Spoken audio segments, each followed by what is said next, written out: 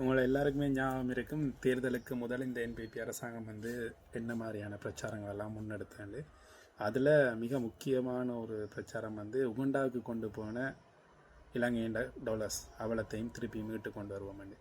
அது வந்து தேர்தலுக்கு பிறகு என்ன நடந்ததுன்னு உங்களை எல்லாருக்குமே தெரியும். இருந்தாலும் சின்ன ஒரு ஞாபகப்படுத்தல். அப்படி தாங்கள் சொல்லவே இல்லை.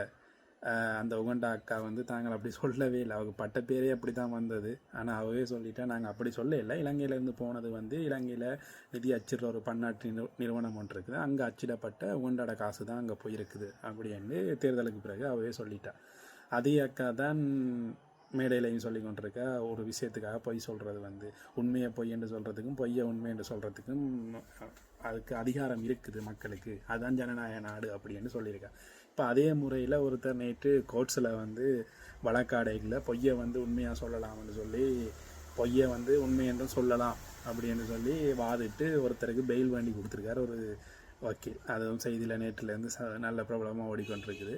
அதே மாதிரி எல்லோரும் பார்த்துருப்பீங்க.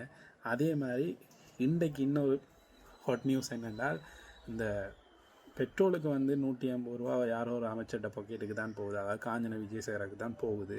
அந்த 150 ரூபா பொக்கெட்டுக்கு போகிறத குறைச்சால் கிட்டத்தட்ட 150 ரூபாய்க்கு பெட்ரோல் விற்க முடியும். அதாவது டேக்ஸ்லையும் கொஞ்சம் குறைச்சால் 20-30 ரூபா டேக்ஸையும் குறைச்சி விட்டால் 150 ரூபாய் பெட்ரோல் கொடுக்க முடியும்ன்றதும் ஒரு பெரிய பிரச்சாரமாக இருந்தது.